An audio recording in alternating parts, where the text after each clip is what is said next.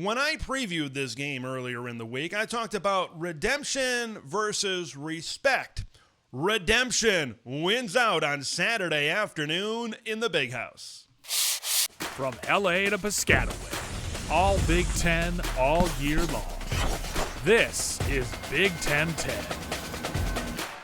To the surprise of absolutely nobody, including myself, the prophecy continues. I am now 0-for-3 picking this matchup in this channel's history. Put on the sombrero, 3 consecutive strikeouts, and I'm sure fans of the maize and blue, they loved it when I picked the Huskies, and I'm sure they loved watching this game on Saturday as well. And I'm sure fans of the purple and gold be like, Ted, don't pick us, don't pick us. You saw what happened in the Big House on Saturday. I thought both defenses came out with some pretty good plans to be able to start. Both Wink Martindale and Ryan Walters were throwing some things out on their respective sides of the football that were preventing the opposing offenses from putting together multiple scoring drives in the first half and the early second half of this game. And, you know, it was just kind of difficult to really put together multiple consecutive, really good offensive drives. And a lot of credit goes to what these teams were throwing out early on the defensive side of the ball. There were some missed opportunities throughout this matchup. Michigan was stopped on 4th and 1 at the Washington 33 in the first quarter. The Huskies respond by, well, not responding. They missed a short field goal attempt from Grady Gross. He had a missed field goal in the Rutgers game as well. He kind of struggled with some missed field goals as well a season ago. Michigan had an 11-play, 63-yard drive that took over 5 minutes off the clock. That eventually resulted in a missed field goal. Michigan had an impressive opening drive to start the second half. 10 plays, 55 yards. It took, you guessed it, over 5 minutes off the clock, but Washington bends but doesn't break. That was kind of what the mantra of Ryan Walters' defense was early in this game, keeping double digits off the scoreboard for Michigan. But they get a big stop at 4th and 2, deep in the road territory, and this is kind of the microcosm of the game when Washington's defense might have gotten a little bit of momentum. Their offense couldn't get in rhythm, and their offense really couldn't take advantage of some of these possessions that they had earlier on in this contest. Overall, this game felt like where a teenager grabs a bottle of soda and just shakes that bottle of soda. And the fizz in that bottle just keeps on getting bottled up, and it's eventually going to explode. But which team was going to twist off the cap to make that explode, and it was going to shift in one direction or the other? That team was the Michigan Wolverines late in the third quarter and, of course, early in the fourth quarter. That interception, right, late in the third, and then the ensuing play, Jordan Marshall goes in for a touchdown. And then it looked like Washington was responding a little bit. Okay, DeMond kind of getting back into a rhythm a little bit, and then another turnover, 14 points off of turnovers on those two drives, led Michigan to getting up 21-7 at that moment in time. And when they got up by a couple of scores, yeah, the soda was very much out of the bottle at that point, and this game was really in favor of the Wolverines. I mean, Washington had a 4th down deep in their own territory. Inexplicably, they matched up against a tight end against Derek Moore. Derek Moore is going to win that battle every single time. That eventually led to a field goal. Some of these turnovers and shorter fields really played into the favor of the way Michigan was playing. This game in so many different ways, and there's many subpoints that I'm going to cover throughout this reaction. It was just a Michigan football game. This looked like 2021, 2022, 2023, well, maybe not so much 2024, but you get the general idea. This is that smash mouth, line of scrimmage, defensive game that the Wolverines have been known for in the Jim Harbaugh era, and of course that has carried over into the Sharon Moore era as well. Let's dive into this matchup a little bit more. Why don't we? This 24-7 win for Michigan. I think the big key for Michigan playing like they did throughout the entirety of these 60 minutes was what they did defensively against DeMond Williams. Damon Williams is most successful when he can play, and some people might take this as a little bit of a slight, but it is a little bit of a compliment to how Damon can create in space. You know, when he plays a little bit of backyard football, when he can be that magician, when he can get outside of the pocket, he can create with his legs, and he can throw on the run down the field. Like, that's where Damon Williams can really hurt you. And Michigan was very honest. They were very disciplined in their rush lanes, and they forced Damon to play the role of a pocket passer. And if you're casting a TV show, a movie, a play where with Damon Williams, you don't want him to play the role of the pocket passer. That doesn't fit him. Damon, 5 rushes for negative 19 yards. Of course, there's some sack yards. I think there was 1 sack for Michigan in this game. He had a long run of 6 yards. If you're telling me that's what Damon is doing on the ground before this game is played, I say, yeah, Michigan's going to win, and they're going to win probably pretty handily. Jonah Coleman, 16 carries for 50 yards. He was solid. He was solid on the day. Denzel Boston had 4 catches for 71. He had 1 catch that was 48 yards. So he had 1 big play in this game. But outside of that, 3 catches for 27. Here's the thing. When you play Washington, okay, they have a 3-headed monster as good as anybody in the conference, as maybe as good as anybody out there in college football. But when you chop off one of those heads, it becomes easier. When you chop off another, and when you really limit all 3 guys to, okay days at the very best, you're going to have a lot of success. And that's why the score looks the way it did for Michigan. They had a great plan defensively, and they executed it throughout the game, and they took advantage, and eventually it seemed like the more Damon made some good throws, I think, throughout this game, but the more you forced him to play the role of the pocket passer, I think the end result, I think, is what you were going to get, and he's not the most comfortable right now playing the entire 60 minutes in that type of role. Moving over to Michigan, how about this law firm, Marshall and Marshall, Jordan Marshall and Zach Marshall. Now, with no Justice Haynes coming into the game, how is this rushing attack going to be able to fare? Because they were going to put a lot of eggs into the Jordan Marshall basket, and I love Jordan Marshall.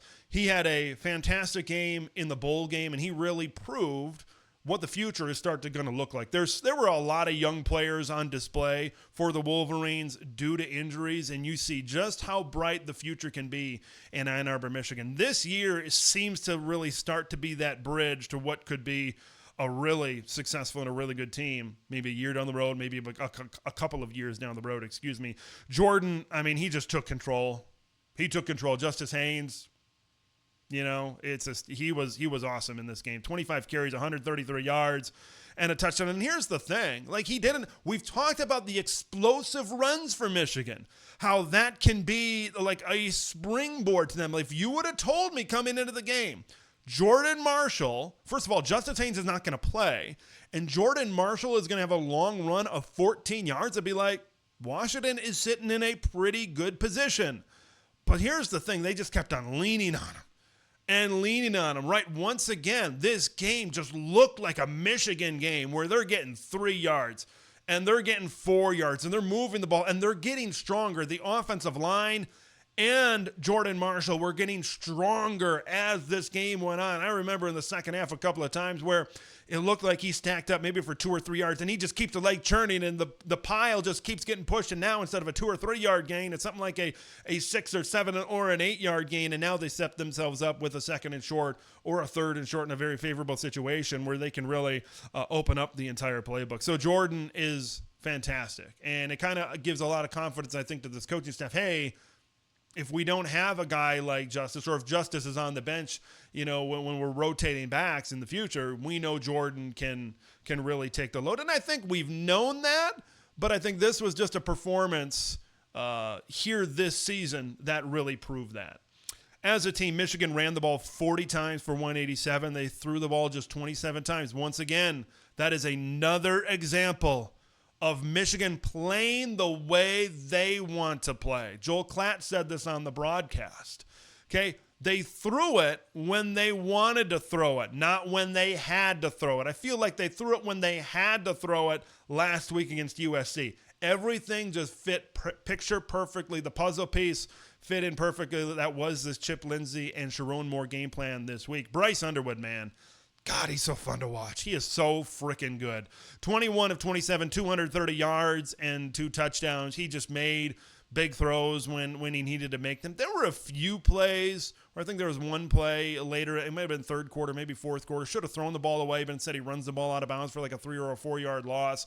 But overall, Bryce Underwood is most of the time, he's very aware of what's going on. He's a very intelligent quarterback, and there is just throws where that's just wow stuff. There was a 3rd and 11. I think this was after the second, this was after the second interception on 3rd and 11, and to keep the drive moving, he's kind of fading off of his back foot a little bit, and he just throws it right on the money for a 20-plus yard gain to keep that drive moving. And then he ended that drive with a touchdown pass as well. So you get Jordan Marshall going. The offensive line is run blocking the way they are, despite the loss of Evan Link at tackle. You bring in a young guy in Blake Frazier, and they still perform really well. You get Bryce throwing the ball the way they are. And then how about the other Marshall, Zach Marshall?